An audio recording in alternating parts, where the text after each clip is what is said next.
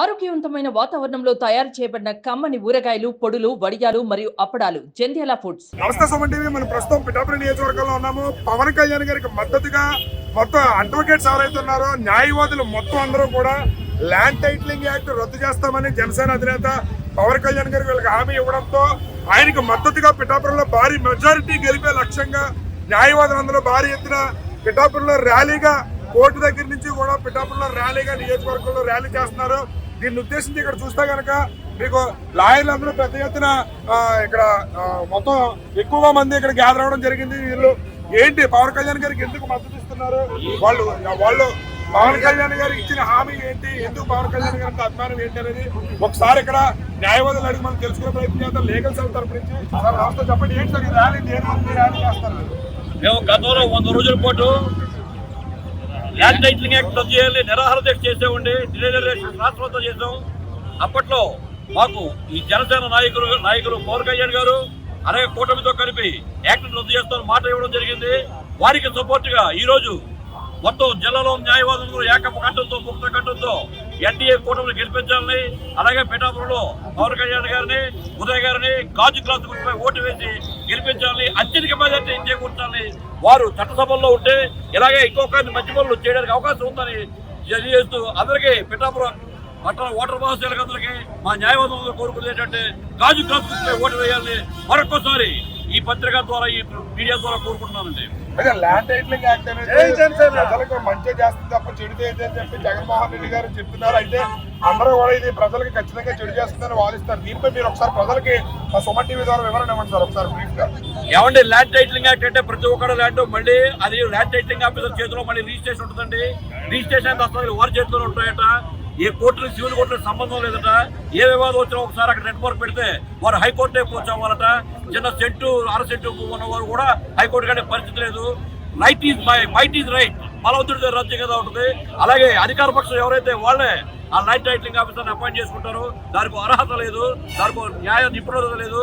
ఆ చట్టం న్యాయవాదులు నిర్ణయించింది కాదు. అలాగే మన కాన్స్టిట్యూషన్ మనకు ప్రొవైడ్ చేసింది కాదు.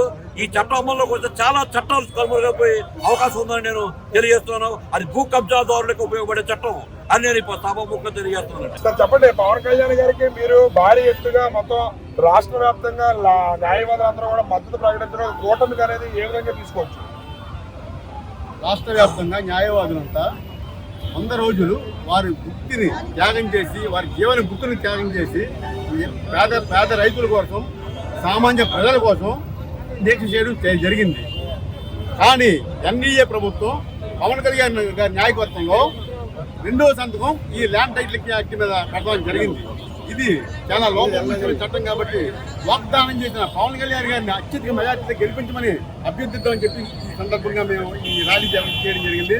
అంతేకాకుండా ఇది రాష్ట్ర వ్యాప్తంగా న్యాయవాదులకు, రైతులకు, పేదలు కూడా ఒక పిలుపుగా భావించి మీరు ఇప్పుడు అశ్రద్ధ చేయవద్దు, టైం వచ్చింది కాబట్టి ఈ ఓటు ద్వారా ఇప్పుడు ఈ వైసీపీ దుర్మార్గత్వాన్ని అరికట్టి ఎన్డీఏ గెలిపిస్తే ల్యాండ్ టైటిలింగ్ సమూలంగా రద్దు అవుతుందని ఈ సందర్భంగా తెలియజేస్తాం.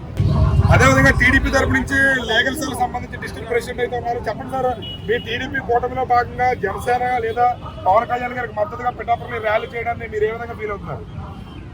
మేము టీడీపీ, జనసేన, బీజేపీ కూటమిగా ఏర్పడ్డాము. మేము పిఠాపురంలో ఈ ర్యాలీ కానీ ఏర్పడటానికి మన రవికృష్ణ గారు పిలుపునిచ్చారు. ఆ పిలుపు మేరకు మేము ఇక్కడికి కాకినాడ నుంచి సుమారు 15 మంది 20 మంది వరకు విచ్చేసాము. అలాగే తుని నుంచి జిల్లాలన్నీ అన్ని చోట్ల సుమారు 100 మంది పైన ఉంటారు. పైగా ఏంటంటే మేము ఇది ఏపీ టైటిలింగ్ యాక్ట్ అనేది ఒక చీకటి చట్టం.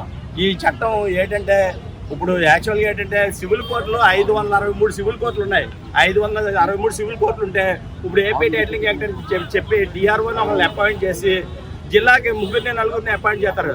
ఈ 563 కోర్టులు చేయలేని వీళ్ళకి న్యాయ వ్యవస్థ గురించి అనుభవం లేని వాళ్ళు వీళ్ళు ఏం చేయగలరు? ఈ టీఆర్ఓ అంటే ఎంఆర్ఓ క్యాడర్లో ఉంటారు. వాళ్ళు ఏంటంటే యాక్చువల్గా లా కూడా చదవరు. వాళ్ళకి న్యాయం గురించి కానీ దేని గురించి కానీ ఉండదు. యాక్చువల్గా ఇక్కడ టీఆర్ఓ అపాయింట్ అయిన తర్వాత ఏదైనా గవర్నమెంట్కి ఫేవర్గానే ఉంటారు.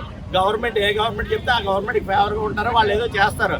వితౌట్ ఎవిడెన్స్ లేదే హైకోర్టుకి వెళ్ళినా కానీ రేపు పొద్దున కేసులు ఏమీ చేయలేదు హైకోర్టులో కూడా ఇప్పుడు ఏ కేసు వెళ్ళినా ఇంచుమించు ఒక 6 సంవత్సరాలు 7 సంవత్సరాలు 8 సంవత్సరాలు ఉంటుంది. ఈ లోపల ఏంటంటే ఈ యాక్ట్ అంతా ఇలా పెండింగ్ ఉంటే ప్రజలకు తీవ్రమైన నష్టం జరుగుతుందని కాబట్టి మా చంద్రబాబు నాయుడు గారు ఈ గవర్నమెంట్ రాగానే 2వ సంతకం ఈ టైటిలింగ్ యాక్ట్ మీద పెడతానని హామీ ఇచ్చారు. జనసేన బీజేపీ వీళ్ళు ముగ్గురు కలిసి డెఫినెట్గా చేస్తారు, అభివృద్ధి పథకంలో నడిపిస్తారని మేము ఆశిస్తున్నాం. నేను పిఠాపురం ఓటర్ మహాశైలు ఓటు చెప్తున్నాను. పవన్ కళ్యాణ్ ఓటు వేయడం ద్వారా మీరు ఒక రక్షణ చట్టంలోకి వస్తారు. దయచేసి మీరందరూ ఓటేసి గెలిపించండి. ఒక రక్షణ పవన్ కళ్యాణ్ అనే ఒక రక్షణ చట్టం మీ ఇంటికి, మీ బిడ్డలకి, మీ నియోజకవర్గానికి రక్షణగా ఉంటుంది. దయచేసి మీరు ఉదయకి పవన్ కళ్యాణ్ ఓటేస్తే మీ నియోజకవర్గం బాగుంటుంది, మీ బిడ్డల భవిష్యత్తు బాగుంటుంది. జై హింద్, జై జనసేన.